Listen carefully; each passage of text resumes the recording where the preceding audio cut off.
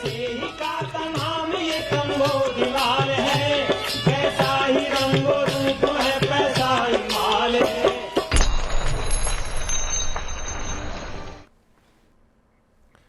नमस्कार, मैं हूं शुभम शंकरधर। आप देख रहे हैं मनी 9। स्वागत है आपका मनी सेंट्रल में। मेरे साथ स्टूडियो में मनी 9 के एडिटर अंशुमान तिवारी जी आ गए हैं। सर, बहुत स्वागत है आपका। अंशुमान जी से चर्चा शुरू की जाए उससे पहले आपको बताते हैं आज कौन सी खबरें इस शो का हिस्सा हैं जिन पर चर्चा होगी। शुरुआत होगी महंगाई की खबर के साथ। सरकार बदलेगी महंगाई मापने का तरीका। क्या बदलाव किए जाएंगे, क्या तरीका बदला जाएगा, क्यों सरकार ऐसा कर रही है, ये जानेंगे। क्यों नहीं थम रही निर्यात की गिरावट, लगातार निर्यात में गिरावट जारी है। क्या इसकी वजह है, कितनी गिरावट आई, अगस्त के आंकड़े क्या कहते हैं, ये समझेंगे। वायदा बाजार में बढ़ रही छोटे निवेशकों की हिस्सेदारी, सबने मना करके देख लिया। नियामक ने चेतावनी दे दी, बाजार में वार्निंग दिखाई जाने लगी, ट्रेडिंग प्लेटफॉर्म्स पर संकेत आने लगे, लेकिन उसके बाद भी छोटे निवेशक लगातार वायदा बाजार की ओर बढ़ रहे हैं। ऐसा क्यों है, ये जानेंगे। क्यों नहीं बिक रही NHAI की सड़कें, NHAI को टेंडर रद्द करना पड़ा, कौन सी सड़कों का, क्यों नहीं बिकी सड़कें, ये जानेंगे। क्या MSP बनेगा किसानों का कानूनी अधिकार, ऐसी ख्वाहिश है, ऐसा किसानों का कहना है, ऐसी मांग की जा रही है विधानसभा चुनाव से पहले राजस्थान में। कितना बड़ा ये मुद्दा हो सकता है, क्या किसानों के लिए MSP कानूनी अधिकार बन सकता है। किसान आंदोलन में भी ये एक बड़ी मांग थी। क्या कुछ हो सकता है, क्या इसके राजनीतिक मायने हैं, ये दिन की सबसे बड़ी खबर में हम समझेंगे। और गेहूं निर्यात में इस बाजार में रूस की बढ़ती ताकत के मायने क्या हैं। रूस की ताकत लगातार बढ़ रही है, बाजार में कितनी हैसियत रखता है रूस, क्या इसके मायने हैं, कितना अन्य देश स्थिति रखते हैं, क्या हिस्सा रखते हैं, ये सब कुछ जानेंगे दिन की दूसरी बड़ी खबरों में। लेकिन खबरें आज और भी हैं। आज का मनी सेंट्रल थोड़ा बड़ा है। एक वजह तो यह है कि शनिवार को, इतवार को भी खबरें आती हैं और मनी सेंट्रल 2 दिन के अंतराल पर आता है, और बाकी आज दिन भी बड़ा है, कई और सारी खबरें भी आपको मिलेंगी झटपट में और मनी सेंट्रल में। शुरुआत करते हैं महंगाई को मापने की खबर के साथ। केंद्र सरकार रिटेल महंगाई को मापने के पैमाने में बदलाव कर सकती है। नए पैमाने में खाद्य वस्तुओं की हिस्सेदारी को 10% तक घटाया जा सकता है। मौजूदा व्यवस्था में रिटेल इन्फ्लेशन में अगर आप देखें तो खाद्य महंगाई का, फूड बास्केट का जो हिस्सा है वो 39.00% का है। सर, क्या क्या बदलाव कर रही है सरकार और क्यों कर रही है? महंगाई के ताज़े आंकड़े से सरकार कुछ परेशान दिखती है, और जब महंगाई के आंकड़े से परेशानी ये है कि खाद्य उत्पादों की महंगाई वोलेटाइल है, तेज और तेज़ी से बढ़ती है। सरकार की सारी कोशिशें महंगाई को बेहतर और नियंत्रण में दिखाने की होती हैं, लेकिन आप अभी की परिस्थिति अगर आप देखें तो खुदरा महंगाई और जो थोक महंगाई, इसमें बड़ा अंतर है। खुदरा महंगाई 7% के आसपास बनी हुई है। तो अब जो नया इंडेक्स का रिवीजन शुरू होने वाला है, जो भारत का खुदरा मूल्य सूचकांक है, रिटेल इन्फ्लेशन सूचकांक है, उसमें सरकार जानबूझकर खाद्य उत्पादों की महंगाई का वजन या भार कम करना चाहती है। हम आपको बताते चलें कि यही वो सूचकांक है जिसके आधार पर रिजर्व बैंक महंगाई की पैमाइश और नापजोख करता है और उसके आधार पर बाजार में ब्याज दरों का रुख तय करता है। कोशिश ये की जा रही है कि इस महंगाई में कम में अनाजों की महंगाई के आकलन में या इंडेक्स में अनाजों के भार को 9% है उसको कम कर दिया जाए। जो पूरा फूड प्राइस इंडेक्स है, 100 का अगर आप माने कि सूचकांक का भार 100 है, तो उसमें 39.06% का हिस्सा फूड प्रोडक्ट्स का है, खाद्य उत्पादों का है। इसे भी लगभग 10% तक कम किया जा सकता है। इसे कम करने से होगा ये कि महंगाई को, खाद्य उत्पादों की महंगाई का असर इस सूचकांक में कम दिखाई देगा। इस बीच सर, FMCG कंपनियां अभी जो कमोडिटी में तेजी आई है, चाहे वो कच्चा तेल हो, चाहे हम एग्री कमोडिटीज की बात करें, इनमें जो इन्फ्लेशन है उसकी हीट महसूस कर रही हैं। क्या कुछ कर सकती हैं ये कंपनियां? हाँ, अब यहाँ ये दुविधा है कि सरकार एक तरफ महंगाई के आंकड़े को बदलने जा रही है, हालांकि इस बदलाव में भी लंबा समय लगेगा। इस पर एक समिति बनाई जा रही है जिस पर चर्चा हो रही है, और सरकारें नियमित रूप से 5-6 साल में, 7 साल में सूचकांकों का ढांचा बदलती हैं। पर त्योहारों से ठीक पहले FMCG कंपनियां कीमतें बढ़ाने की तैयारी कर रही हैं। ये कीमतों में बढ़ोतरी थोड़ी छिपी हुई हो सकती है, या तो ये बढ़ोतरी कीमतों में थोड़े थोड़े अंतराल पर होगी जो त्यौहार से पहले की बिक्री है, या फिर उनके ग्रामेज में, उनके पैकेज में कमी की जाएगी। क्योंकि हम लगातार देख रहे हैं कि जितनी भी महत्वपूर्ण खाद्य कमोडिटीज़ हैं उनकी कीमतें बढ़ रही हैं, और त्योहारों से पहले इन्हीं उत्पादों की, पैकेज्ड फूड की या अलग अलग तरीके के प्रोसेस फूड की बिक्री बढ़ती है। तो चाहे आप पल्सेस की, चने की, दाल की कीमत बढ़ती देख लें, चाहे चावल या गेहूं की कीमत देख लें, चाहे शुगर सबसे इंपॉर्टेंट है FMCG कंपनियों के लिए जिसकी कीमत बढ़ रही है, और इसके अलावा स्पाइसेस की कीमतें बढ़ रही हैं। तो इन सारी कमोडिटीज़ की बढ़ती हुई कीमतें अब खाद्य उत्पादों में, पैक्ड खाद्य उत्पादों में की कीमतों में बढ़कर आपके पास आने वाली हैं, पहुंचने वाली हैं। कंपनियां दो काम कर रही हैं, जहां उन्हें कीमतें बढ़ाने की संभावना बनती दिखाई दे रही है वहां कीमतें बढ़ाएंगी, जहां उन्हें अपने मार्जिन्स एडजस्ट करने पड़ेंगे वहां वो अपने मार्जिन्स भी एडजस्ट करेंगी। देश में 5G टेलीकॉम सेवाओं के विस्तार के बावजूद केंद्र सरकार की तरफ से नेट न्यूट्रलिटी के नियमों में किसी तरीके की छूट दिए जाने की संभावना नहीं है। 5G सेवा लागू करने वाली निजी टेलीकॉम कंपनियों ने 5G सेवा की ज़रूरत को देखते हुए सरकार से नेट न्यूट्रलिटी के नियमों में छूट देने की मांग रखी है, लेकिन सरकार की तरफ से छूट दिए जाने की संभावना नहीं है। सर, टेलीकॉम कंपनियां क्या मांग रही थीं, क्या उनकी इच्छाएं हैं? ये अब नया विवाद शुरू हो रहा है और नई बहस शुरू हो रही है। हम लगातार आपको इसके अलग अलग आयामों से परिचित करा रहे हैं। पिछली बार हमने आपको बताया था पिछले सप्ताह में कि टेलीकॉम कंपनियों ने कहा है कि जो उनके नेटवर्क का इस्तेमाल करने वाली OTT कंपनियां हैं उन पर एक अलग से शुल्क लगाने की बात कही है। ये फैसला, ये प्रस्ताव उसी का विस्तार है। नेट न्यूट्रलिटी के नियम के हिसाब से इंटरनेट के इस्तेमाल पर कोई चार्ज नहीं लगना चाहिए, इसे फ्री रखा जाना चाहिए इंटरनेट को लेकर। लेकिन टेलीकॉम कंपनियों का एक कहना है कि व्हाट्सएप, नेटफ्लिक्स, अमेजन प्राइम जैसी कंपनियां जो नेटवर्क का इस्तेमाल करके अपना बिजनेस बिल्ड कर रही हैं, उन्हें इंटरनेट के इस्तेमाल पर जो वो सेवाएं दे रही हैं उसके लिए एक फेयर प्राइस देना चाहिए। और इस फेयर शेयर ऑफ रेवेन्यूज़ का प्रस्ताव अब टेलीकॉम कंपनियों की एसोसिएशन की तरफ से TRI के पास पहुंच गया है। यहाँ एक समस्या नेट न्यूट्रलिटी के संदर्भ में ये आने वाली है कि नेट न्यूट्रलिटी का या जो इंटरनेट निरपेक्षता का सिद्धांत है वो ये कहता है कि इंटरनेट सबके लिए समान है, सब लोग उसका समान रूप से इस्तेमाल कर सकते हैं। पर टेलीकॉम कंपनियाँ अपने नेटवर्क की लागत के आधार पर इस व्यवस्था में कहीं ना कहीं रेवेन्यू शेयरिंग का प्रस्ताव बीच में लाना चाहती हैं। अगस्त के दौरान देश से वस्तु निर्यात में लगातार 7वें महीने गिरावट देखने को मिली है। निर्यात 6.7% घटकर 34.48 अरब डॉलर दर्ज किया गया है। निर्यात में गिरावट के साथ अगस्त के दौरान व्यापार घाटा भी बढ़ा है। व्यापार घाटा बढ़कर 24.16 अरब डॉलर दर्ज किया गया है, जो 10 महीने का ऊपरी स्तर है। सर, 7 महीने से लगातार गिरावट निर्यात में क्यों नहीं थम रही? निर्यात का मोर्चा बेहद कमज़ोर है और पिछले साल से भी अगर आप देखें तो दुनिया की अर्थव्यवस्थाओं में जो रिकवरी आई उसका फ़ायदा भारत को निर्यात में बढ़ोतरी के तौर पर नहीं मिला और इसके कई सारे आयाम हैं जो हमें दिखाई दे रहे हैं। व्यापार घाटा रिकॉर्ड 10 महीने के स्तर पर है। भारत का आयात कई मामलों में बढ़ा है। निर्यात की कमजोरी को हम पहले समझते हैं। भारत के प्रमुख निर्यात में केवल इलेक्ट्रॉनिक्स का ऐसा निर्यात है जो थोड़ा सफलता के साथ आगे बढ़ता दिखाई दे रहा है। बाकी हमने पेट्रोलियम के उत्पादों के निर्यात में थोड़ी बढ़ोतरी बीच में देखी थी रूस युद्ध के दौरान, अब वो सामान्य टेपर हो गया है। इसके अलावा जो भारत के प्रमुख निर्यात हैं, जेम्स एंड ज्वेलरी है, गारमेंट है, इनमें हमें गिरावट दिखाई दे रही है। कृषि उत्पादों का निर्यात तो लगभग बंद ही है। चीनी, चावल, गेहूं, ये जो प्रमुख निर्यात थे ये भी रुक चुके हैं।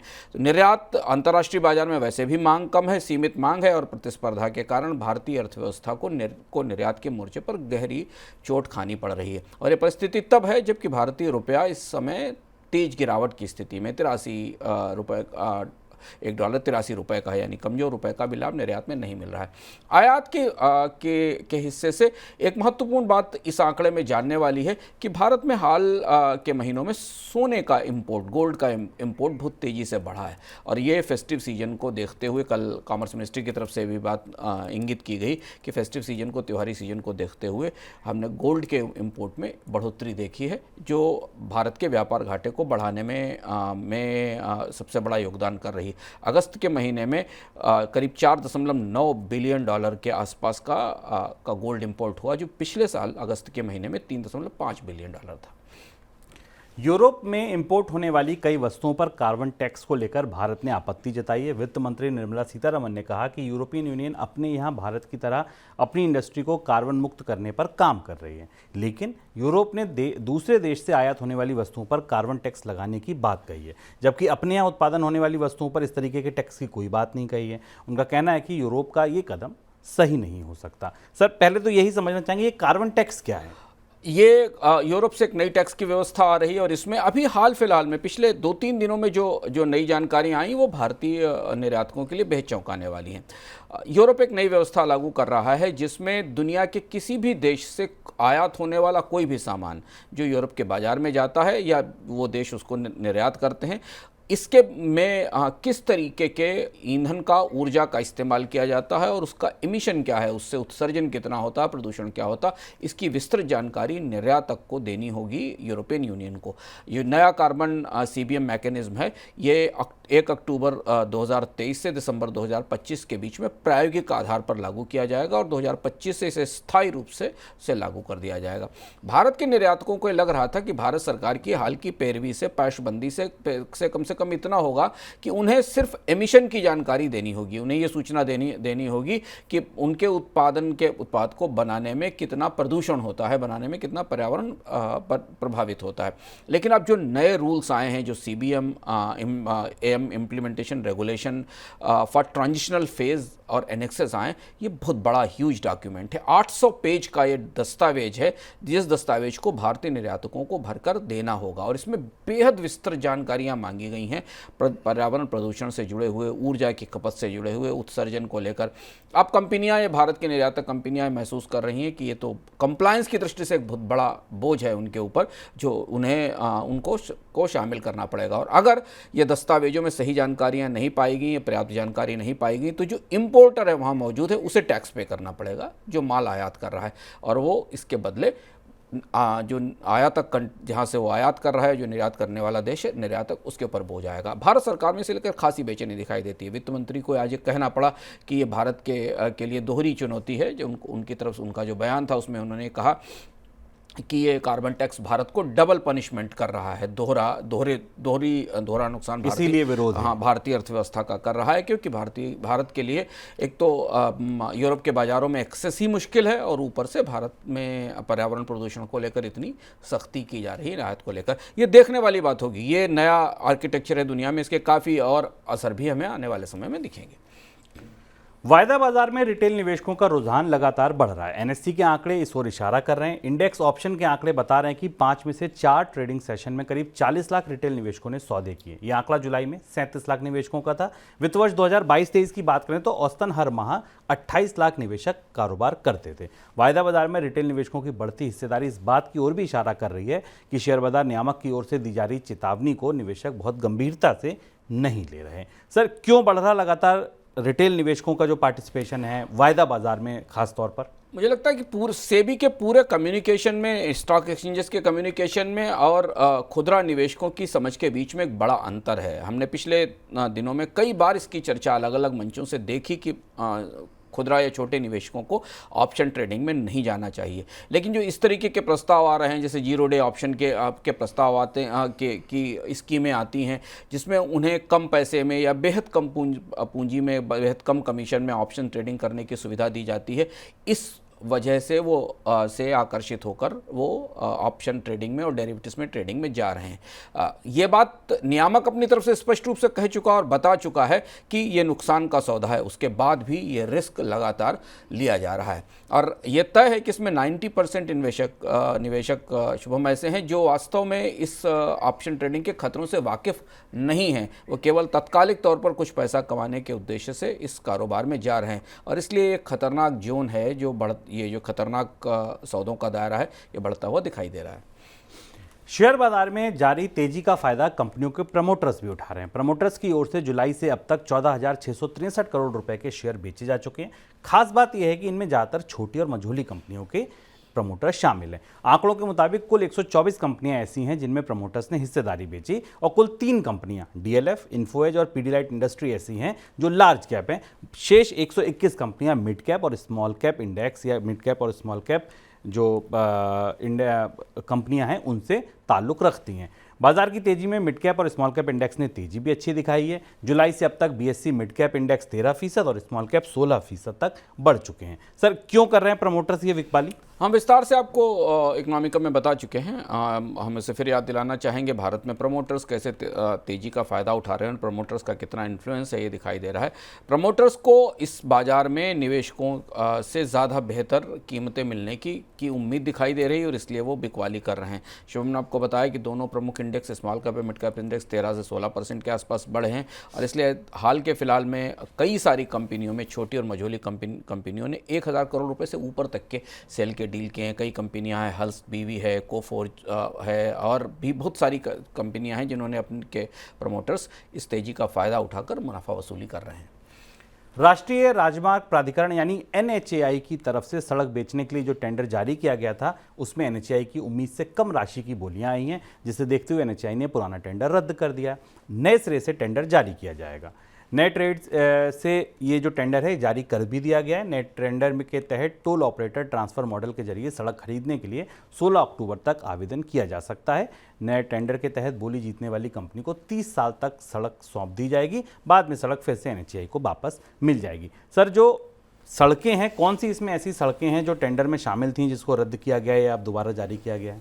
NHAI की चुनौतियां लगातार बाजार में बढ़ रही हैं। NHAI को अपना कर्ज कम करने के लिए अपनी सड़कें बेचनी है और जो TOT मॉडल है, टोल ऑपरेट ट्रांसफ़र के आधार पर, इस पर NHAI बनी हुई सड़कों को किसी प्राइवेट ऑपरेटर को चलाने के लिए देती है और उससे राशि वसूलती है जिस पर टोल वो वसूलता है। जो ताज़ा बंडल ऑफर किया गया था, जो कि NHAI की भाषा में बंडल कहा जाता है, इसमें हाईवे के स्ट्रेच के कुछ हिस्से ऑपरेटर्स को बेचे जाते हैं, खरीदने के लिए दिए जाते हैं। ये पार्शियली एसेट मोनेटाइजेशन का हिस्सा है। इसका नाम बंडल 11 और बंडल 12 था। इस बंडल 11 में इलाहाबाद बाईपास की एक सड़क थी 87 किलोमीटर की, जिसे बेचा जाना था। बंडल 12 में ललितपुर उत्तर प्रदेश का एक स्ट्रेच था 316.8 किलोमीटर का, जिसे बेचा जाना था। और इसके ये ललितपुर का जो स्ट्रेच है, ये ललितपुर से और मध्य प्रदेश के बीच में लखनदौन तक के का हिस्सा है और एक इलाहाबाद का स्ट्रेच था जिसे बेचा जाना था। बंडल 11 के लिए एक हाईएस्ट बिड केवल 1850 करोड़ रुपए की आई और बंडल 12 के लिए केवल 4181 करोड़ रुपए की आई। ये दोनों बिड इस हिसाब से NHAI की ज़रूरतों के या जो रिजर्व प्राइस था उससे कम थी और इसलिए इसको रद्द करना पड़ा है। और अब ये पहली बार ऐसा हमें दिख रहा है कि जब NHAI को बाज़ार में अपने एक्सप्रेसवेज के लिए, अपने हाईवेज़ के लिए ऑपरेटर्स नहीं मिल रहे हैं जिन्हें बेचा जा सके। सर, अगर नहीं बिकी सड़कें फिर क्या होगा? NHAI को कितना पैसे की व्यवस्था करनी होगी? कहाँ से आएगा ये पैसा? NHAI को इस साल शुभम 10,000 से 15,000 करोड़ रुपए एसेट मोनेटाइजेशन के जरिए जुटाने हैं। इस फाइनेंशियल ईयर में 10 से 15,000 करोड़ रुपए। एसेट मोनेटाइजेशन का मतलब जो बनी हुई सड़कें उन्हें बेचकर जुटाना है। और इसके अलावा जो एक इन्वेट का ट्रस्ट है जिसके जरिए सड़कों का सिक्योरिटाइजेशन करके उन्हें बेचा जाता है, वो भी इसमें शामिल है। एक स्पेशल पर्पज़ व्हीकल है। NHAI कर्ज में डूबी हुई है, विशाल कर्ज है। GDP का करीब 3-3.5% कर्ज है NHAI के ऊपर। आपको याद होगा कि NHAI को सरकार ने पिछले 2 साल से बाजार में कर्ज लेने से रोक दिया है। अब NHAI के पास इस कर्ज को चुकाने का केवल एक ही जरिया है कि जो बनी हुई सड़कें हैं उन्हें बेचा जाए, उन्हें किराए पर दिया जाए, उन्हें टोल ऑपरेट ट्रांसफ़र के आधार पर किसी को सौंपा जाए और उस पैसे से कर्ज को वापस चुकाया जाए या टोल की दरों में बढ़ोतरी की जाए। पर टोल की दरों में बढ़ोतरी की एक सीमा है, उससे ज़्यादा नहीं बढ़ोतरी की जा सकती। इसलिए इस साल सरकार का फोकस सड़कें बनाने से ज़्यादा सड़कें बेचने पर है और वो सड़कें बेचने की प्रक्रिया फिलहाल अभी परवान चढ़ती नहीं दिखाई दे रही है। बाजार में इंफ्रास्ट्रक्चर में निवेश करने वाली कंपनियां नहीं मिल रही हैं। आपको याद होगा, इससे पहले भी हम आपको बता चुके हैं कि मैक्वारी एक बड़ी ऑस्ट्रेलियन कंपनी थी जिसने भारत में सड़कों को लिया था और उसके बाद उन्हें वापस बेचने की तैयारी की थी क्योंकि उसे सड़कों के कारोबार में फ़ायदा होता नहीं दिख रहा था। आगे बढ़ते हैं दिन की सबसे बड़ी खबरों की तरफ।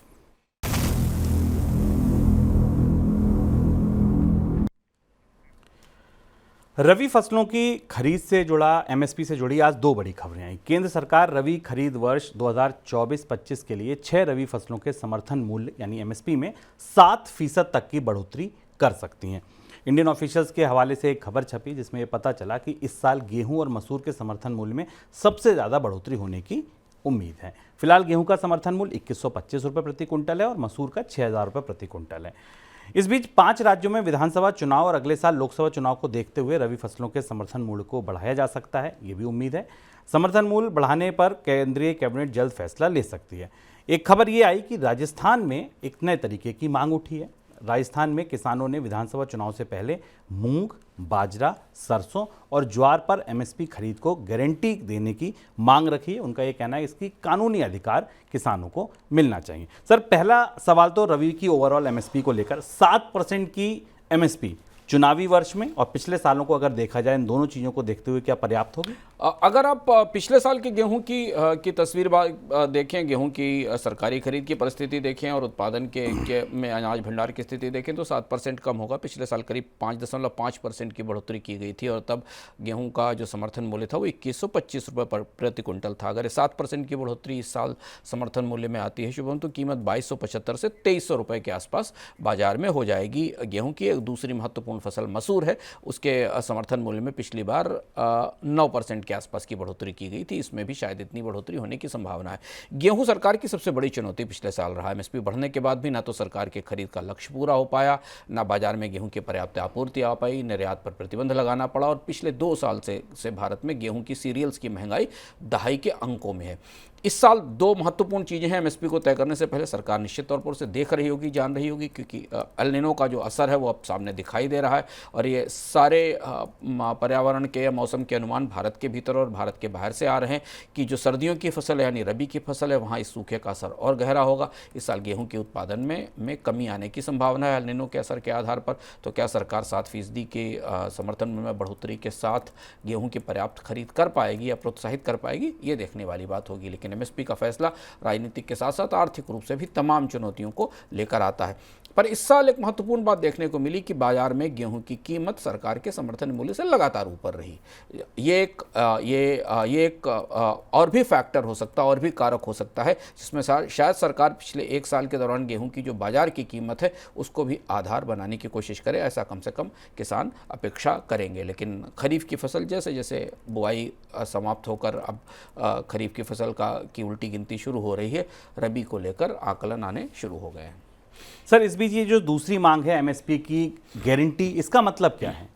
यह महत्वपूर्ण मांग है और जब किसान आंदोलन हुआ था तो उस दौरान कई जगह से किसानों की तरफ से मांग उठी थी कि फसल में एमएसपी की गारंटी दी जाए। अभी जो मांग उठी है वो राजस्थान में चुनाव के संदर्भ में देखी जा रही है, लेकिन इसके असर आने वाले समय में होंगे। पहले मांग ये है कि राजस्थान में किसानों ने और किसानों के संगठनों ने मांग की है कि 3 फसलों के लिए एमएसपी की गारंटी का कानून बनाया जाए। एमएसपी की गारंटी का मतलब यह है कि एमएसपी मतलब न्यूनतम समर्थन मूल्य जो सरकार अपनी तरफ से देती है और सरकार अपनी खरीद में उस समर्थन मूल्य को निर्धारित और सुनिश्चित करती है। यदि आप गेहूं, ज्वार या बाकी चीज़ें कोई भी पैदा कर रहे हैं और सरकार के समर्थन मूल्य प्रणाली का वो हिस्सा है तो सरकार उस अनाज की खरीद इस कीमत पर करेगी।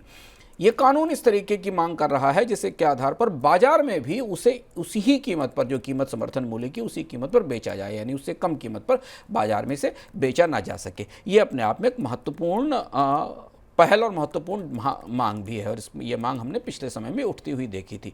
राजस्थान में जिन की जो प्रमुख फसलें हैं वो इस मांग के दायरे में लाई जा रही हैं। लेकिन अगर ये फैसला कोई भी एक राज्य सरकार इस तरीके का कोई फैसला करती है तो इसका असर फिर बाकी देश के अन्य राज्यों पर भी होगा।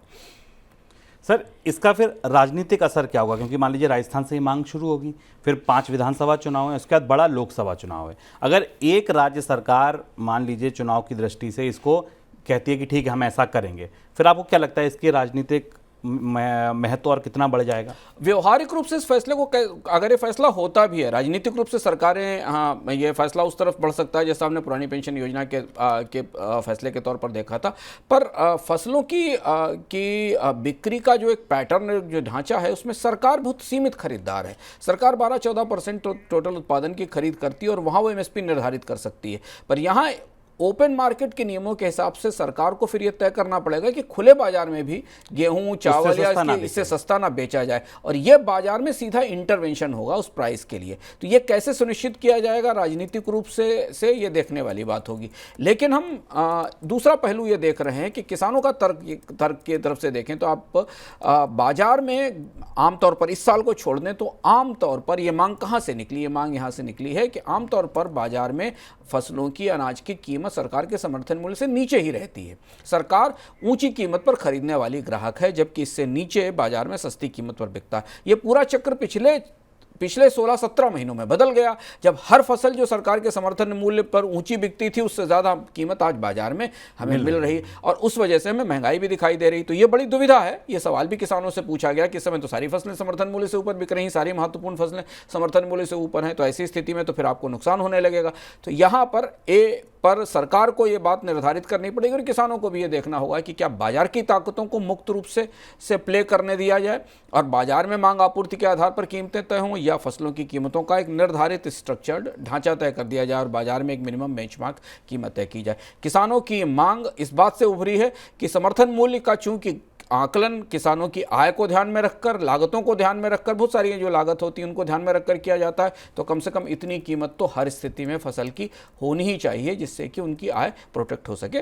थोड़ा सा जटिल मामला है, इसके राजनीतिक पहलू भी हैं, लेकिन मांग उठनी शुरू हो गई। चुनाव के दौरान इस बात की संभावना है कि कुछ राज्य सरकारें आगे बढ़कर पहल भी कर सकती हैं इस फैसले की। इस बीच आपको खेती का जो अभी नया नंबर आया, नया आंकड़ा है, उसका भी अपडेट दे दें। अधिकतर खरीफ फसलों की खेती पिछड़ने की वजह से उनकी पैदावार घटने की आशंका बढ़ गई है। धान, गन्ना और मोटे अनाज को छोड़कर अधिकतर खरीफ फसलों की खेती पिछले साल के मुकाबले पिछड़ी हुई है। मोटे अनाज में भी बाजरा और मक्का को छोड़ अधिकतर फसलों की खेती कम है। दलहन और तिलहन का रकबा भी पिछले साल के मुकाबले घटा हुआ है। राहत की बात यह है कि धान का रकबा करीब 11 लाख हेक्टेयर आगे है, गन्ने की खेती भी 4 लाख हेक्टेयर आगे है। अगले साल लोकसभा चुनाव से ठीक पहले सरकार कृषि सेक्टर की प्रमुख योजनाओं में बड़ा बदलाव कर सकती है।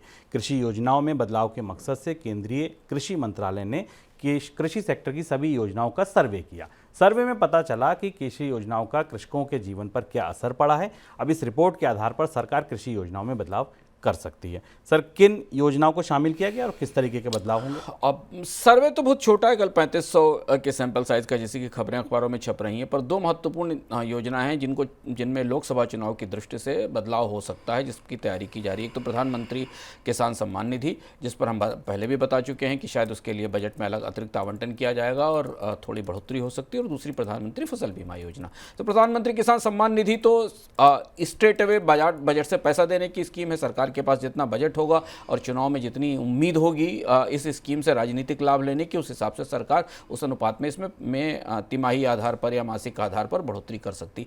प्रधानमंत्री फसल बीमा योजना एक जटिल और कॉम्प्लिकेटेड योजना है। इस योजना के तमाम प्रयोग सफल, असफल, विफल रहे, इसमें बहुत ज़्यादा लाभ नहीं हुआ है। इस मामले में सर्वे क्या लेकर आता है ये पता चलाना होगा कि क्या प्रधानमंत्री फसल बीमा योजना में कोई बदलाव होगा, क्योंकि इस साल हमने जैसा मौसम का हाल देखा, सूखे का और बाढ़ का, ऐसी स्थिति में भारत में किसानों के लिए एक अच्छी, मजबूत और जटिलता से रहित आसान फसल बीमा योजना की ज़रूरत बार बार महसूस की जा रही है। पीएम किसान प्रधानमंत्री फसल बीमा योजना पर 13,625 करोड़ रुपए का आवंटन किया गया था और इसमें 2200 करोड़ रुपए की इंटरेस्ट सबवेंशन स्कीम भी इसमें शामिल थी। लेकिन अभी भी ये स्कीम पूरी तरह भारत में प्रभावी नहीं हो पाई। बहुत कम किसानों को इसका लाभ मिल रहा है। इस स्कीम के तहत किसानों को जो प्रीमियम है उसका करीब 1.5% हिस्सा रबी क्रॉप के लिए सम एश्योर्ड का 1.5% हिस्सा और 2% हिस्सा खरीफ क्रॉप के लिए सम एश्योर्ड का देना पड़ता है। इसके इम्प्लीमेंटेशन में कई सारी चुनौतियां, खामियां आई हैं। बीमा कंपनियों की तरफ से भी इसमें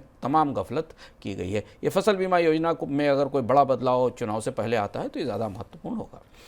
दुनिया भर में गेहूं के सबसे बड़े निर्यातक देश रूस की गेहूं के ग्लोबल मार्केट में पकड़ और भी मजबूत हो रही है। गेहूं के ग्लोबल एक्सपोर्ट में रूस की हिस्सेदारी लगातार बढ़ रही है, जबकि अन्य सभी प्रमुख निर्यातकों की हिस्सेदारी घट रही है। दुनिया में जितना गेहूं एक्सपोर्ट होता है उसमें इस साल रूस की हिस्सेदारी 25% के करीब पहुंचने की संभावना है। अमेरिकी कृषि विभाग के आंकड़े देखें तो इस साल रूस से दुनिया भर में 4.9 करोड़ टन गेहूं का एक्सपोर्ट होने का अनुमान है, जो पिछले साल के करीब 30 लाख टन से अधिक होगा। जितना पिछले साल हुआ था उससे 30 लाख टन ज़्यादा गेहूं के बाजार में रूस की हिस्सेदारी होगी। सर, क्या मायने हैं इस ताकत के बढ़ने के रूस के? गेहूं के बाजार में रूस का गेहूं एक गलट की स्थिति में पहुंच गया और उसकी वजह यह है कि गेहूं के बाजार में हाल के कुछ हफ्तों में गिरावट भी देखी गई। गेहूं की कीमतें जो युद्ध के दौरान जितनी ऊंचाई पर थी उससे नीचे भी आई हैं। और चूंकि जो अन्य बड़े दो सप्लायर हैं बाजार के में, अंतर्राष्ट्रीय गेहूं के बाजार में, कनाडा और ऑस्ट्रेलिया, यहाँ मौसम का असर बेहद ख़राब है। हम लगातार इस पर चर्चा भी कर रहे हैं। कनाडा में गर्मी के कारण और ऑस्ट्रेलिया में मौसम के परिवर्तन के कारण फसल ख़राब है। इस दौरान पूरे दुनिया में अब केवल एक क्षेत्र ऐसा बचता है, रूस यूक्रेन का, जहाँ फसलों की पैदावार और गेहूँ सबसे अच्छा है और इसलिए बाजार में रूस के गेहूँ को बढ़त मिल रही है। पर इसमें बड़ी चुनौती है कि तमाम तरीके के प्रतिबंध रूस पर लगे हुए हैं बाजार में अपना सामान बेचने के लिए। पर यूरोप की निर्भरता रूस पर काफ़ी रहेगी। और गेहूं को रूस के गेहूं की मांग या रूस की गेहूं की सप्लाई बढ़ने के बीच ये भी महत्वपूर्ण ध्यान रखना ज़रूरी है कि रूस उस ग्रेन डील से बाहर निकल चुका है जो कि अफ्रीका और बाकी देशों को अनाज सप्लाई करने के लिए की गई थी, जो अनाज की सहमति बनी थी उससे बाहर निकल चुका है। रूस ईंधन की कीमतों को स्थिर करने के लिए कच्चे तेल के सभी उत्पादों के निर्यात पर प्रतिबंध लगा सकता है। माना जा रहा है विकल्प के तौर पर रूस अपने ऑयल प्रोडक्ट्स पर एक्सपोर्ट ड्यूटी को $250 प्रति टन बढ़ा सकता है। जुटाई गई ड्यूटी को उन सभी कंपनियों को दिया जाएगा जो कि रूस के घरेलू बाजार में ईंधन की सप्लाई के लिए अपना कोटा पूरा करती हैं। सर, क्या असर होने वाला है इस कदम का? रूस तेल बाजार में अब हब प्राइस के प्ले में पूरी ताकत से उतर आया है। कच्चे तेल की कीमतें $94 से ऊपर हैं। सऊदी अरब और रूस मिलकर दुनिया की आपूर्ति को कंट्रोल कर रहे हैं। रूस के घरेलू बाजार में भी चूंकि कीमतों में उतार चढ़ाव दिखाई दे रहा है, तो रूस तात्कालिक तौर पर सीमित अवधि के लिए निर्यात पर प्रतिबंध लगा सकता है अपने पेट्रोलियम उत्पादों के, जो भी प्रतिबंधों के भीतर, प्रतिबंधों के दायरे में दिए गए थे उस निर्यात पर। इसका असर हमें आने वाले समय में अंतर्राष्ट्रीय बाजार में कच्चे तेल की कीमतों को मजबूत के तौर पर, मजबूत बने रहने के तौर पर सामने आएगा। भारत और ब्राजील ने विश्व व्यापार संगठन में चीनी से जुड़े पुराने विवाद को WTO से बाहर सुलझाने पर बातचीत शुरू कर दी है। इस विवाद के समाधान के तहत ब्राजील की तरफ से भारत के साथ एथेनॉल उत्पादन की तकनीक साझा की जा सकती है। ब्राजील दुनिया में गन्ना और एथेनॉल का सबसे बड़ा उत्पादक है। साथ ही यह एथेनॉल उत्पादन के लिए इस्तेमाल की जाने वाली प्रौद्योगिकी में भी अग्रणी है, पायनियर है। सर, क्या था ये पूरा विवाद? शुभम, 2019 के बाद से WTO भारत के लिए, WTO में भारत के लिए बहुत सहायक साबित नहीं हुआ। दुनिया के लगभग सभी बड़े देशों ने कहीं ना कहीं से भारत के नीतिगत फैसलों को WTO में चुनौती दी और उसके खिलाफ आदेश हासिल किए। हम आपको PLI स्कीम की जो पूर्ववर्ती स्कीम थी उसके बारे में बता चुके हैं। अमेरिका ने WTO से कई सारे भारत के अगेंस्ट आदेश हासिल किए और ऐसा ही मामला ब्राज़ील के साथ हुआ। ब्राज़ील ने भारत में गन्ने के उत्पादन के लिए जो प्रोत्साहन दिए जाते हैं, जो इथेनॉल पर सब्सिडी दी जाती है, जो तमाम तरीके की मदद दी जाती है, इसे WTO में चैलेंज किया था और WTO ने 2021 में एक ऑर्डर पारित किया था, जिस ऑर्डर के जरिए भारत में गन्ने के उत्पादन के लिए दिए जाने वाले प्रोत्साहनों को WTO के नियमों के तहत उपयुक्त नहीं पाया गया था और माना गया था कि ये जो प्रोत्साहन दिए जाते हैं ये नियमों के विपरीत हैं, क्योंकि और ब्राज़ील चूंकि दुनिया में चीनी के बाजार का, एथेनॉल के बाजार का सबसे बड़ा प्लेयर है, तो ब्राज़ील ने इस मामले को चुनौती दी थी। 2019 में ब्राज़ील में इसके साथ ऑस्ट्रेलिया और ग्वाटेमाला ने भी इस डिस्प्यूट में अपने को शामिल किया था और भारत को के खिलाफ एक आदेश पारित किया गया था दिसंबर 14, 2021 में। अब भारत इस कोशिश में है कि चीनी की महंगाई के बीच ब्राज़ील के साथ बात करके इस मामले को WTO के बाहर सुलझाया जा सके। अगर ये मामला सुलझाया जाएगा तो ठीक है, नहीं तो फिर भारत की जो गन्ने को प्रोत्साहन देने के लिए एथेनॉल के प्रोत्साहन को देने की योजना है, उन पर WTO में सख्ती हो सकती है। टाटा स्टील को यूके की सरकार से करीब 50 करोड़ पाउंड का बेलआउट मिला है। कंपनी के पोर्ट टालबोट प्लांट को चलाए रखने के लिए टाटा स्टील और यूके सरकार के बीच एक एग्रीमेंट हुआ है, जिसके तहत टाटा स्टील को यूके सरकार ने राहत पैकेज दिया है। सोचिए कि यूके की सरकार बजट से पैसा दे रही है एक कंपनी को चलाने के लिए। सर, ऐसा क्यों करना पड़ा? ऋषि सुनक ने, प्रधानमंत्री ऋषि सुनक ने इस डील को काफ़ी बड़ी सफलता के तौर पर प्रचारित किया। मामला ये है कि जो पोर्ट टालबोट का प्लांट है ये पुरानी तकनीक का प्लांट है और इससे प्रदूषण और कार्बन का उत्सर्जन होता है। मौजूदा नियमों के तहत इस प्लांट को बंद किया जाना था, जिससे बहुत सारी नौकरियां जानी थी। कोई भी स्टील कंपनी जो काम कर रही है वो बगैर सरकारी मदद के इसे आगे लाने को तैयार नहीं थी। यहाँ पर एक इलेक्ट्रिक आर्क फर्नेस लगाई जानी है जो पुरानी कोल की आर्क फर्नेस से बदली जानी है। उस इलेक्ट्रिक आर्क फर्नेस के लिए टाटा समूह को उसका कॉन्ट्रैक्ट मिला। टाटा समूह इस प्लांट को अब रिवाइव करेगा। करीब ये पूरी डील पूरी प्लांट की कॉस्ट करीब 1.25 बिलियन पाउंड्स है, जिसमें कि 500 मिलियन की ग्रांट यूके गवर्नमेंट ने तमाम शर्तों के साथ टाटा समूह को दी है और अब इस प्लांट को पर्यावरण के हिसाब से सुरक्षित बनाया जाएगा।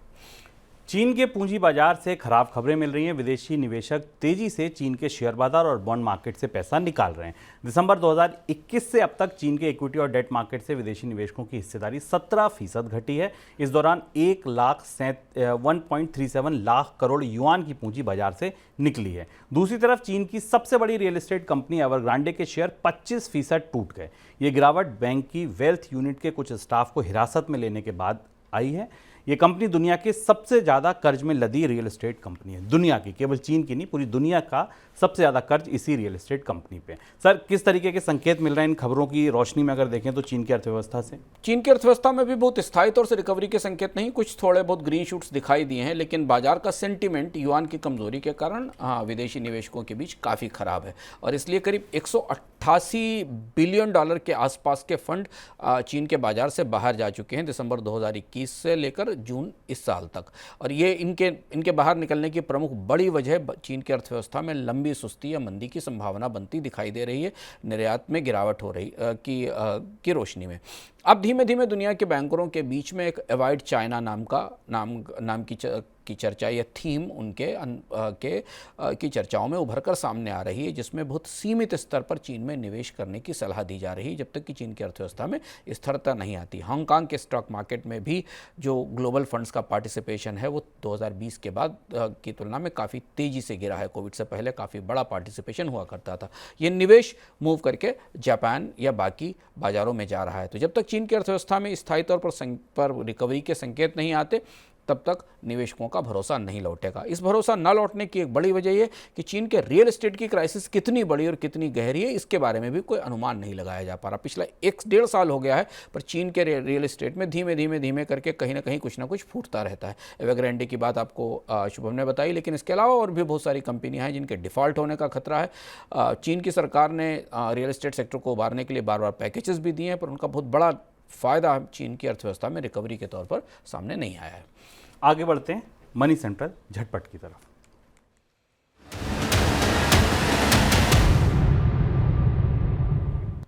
All India digital cable federation यानी AIDCF की शिकायत पर telecom settlement and appellate tribunal TDSAT ने डिज्नी हॉटस्टार को नोटिस भेजा। ये नोटिस OTT प्लेटफॉर्म पर फ्री में क्रिकेट मैच दिखाने के मामले में दिया गया है।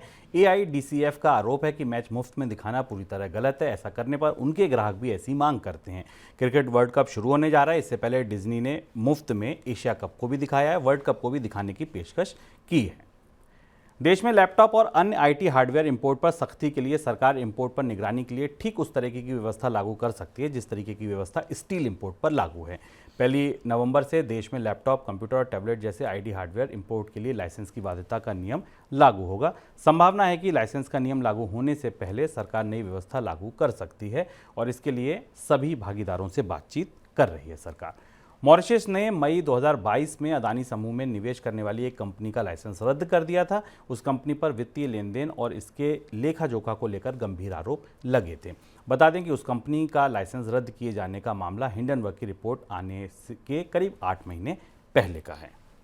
महंगे होते कर्ज और दिए हुए कर्ज के डूबने की चिंता, ये दोनों खबरों के बीच कनाडा के तीसरे सबसे बड़े बैंक BMO ने अपना कारोबार कुछ समेटा है। बैंक ने वाहनों के लिए रिटेल कर्ज देने का जो कारोबार था वो पूरी तरह बंद करने का निर्णय लिया है। बैंक अपना कारोबार अमेरिका और कनाडा दोनों देशों में समेटेगा। बैंक का कहना है कि रिटेल ऑटो फाइनेंस का कारोबार समेटकर वह ऐसे कारोबार पर फोकस करेगा जहां बेहतर बिजनेस मिलने की उम्मीद है। सर, कोई टिप्पणी आपकी? अडानी समूह को लेकर एक खबर महत्वपूर्ण है। ये देखना होगा कि सेबी की रिपोर्ट में इसका जिक्र होता है कि नहीं, क्योंकि इन कंपनियों पर शायद जो इंक्वायरी सेबी की तरफ से चल रही थी या जो पूछताछ की गई थी उसके कारण मॉरिशस की सरकार ने इनके लाइसेंस रद्द कर दिए थे। जो 2003 से 2018 के बीच जिन कंपनियों के लाइसेंस रद्द किए गए हैं, इन कंपनियों का अडानी समूह में बड़ा निवेश रहा था। आंकड़े बताते हैं कि करीब 3.9% की हिस्सेदारी अडानी पावर में थी, 3.86% की हिस्सेदारी अडानी ट्रांसमिशन में थी। ये मॉरिशस के जो फंड्स हैं, इन फंड्स को लगातार हिंडनबर्ग की रिपोर्ट और उसके बाद की भी रिपोर्ट्स में बराबर इंगित किया गया है। अब सेबी ने जो रिपोर्ट सबमिट की है उसमें इन फंड्स के बारे में जांच को लेकर सेबी क्या बताती है, ये हमें सुप्रीम कोर्ट की सुनवाई से पता चलेगा। तो ये था हमारा आज का मनी सेंट्रल। कल फिर आएंगे, कल नहीं आएंगे, परसों आएंगे। तो ये था हमारा आज का मनी सेंट्रल। अगली मुलाकात आपसे होगी बुधवार को। कल मंगलवार को शेयर बाजार भी बंद है और हमारी भी छुट्टी है गणेश चतुर्थी के उपलक्ष्य में। सो अगली मुलाकात आपसे करेंगे बुधवार को शाम 7 बजे। मनी 9 का ऐप डाउनलोड कर लीजिए, नया संस्करण वहीं आपको मिलेगा सबसे पहले। फिलहाल दीजिए इजाजत, नमस्कार।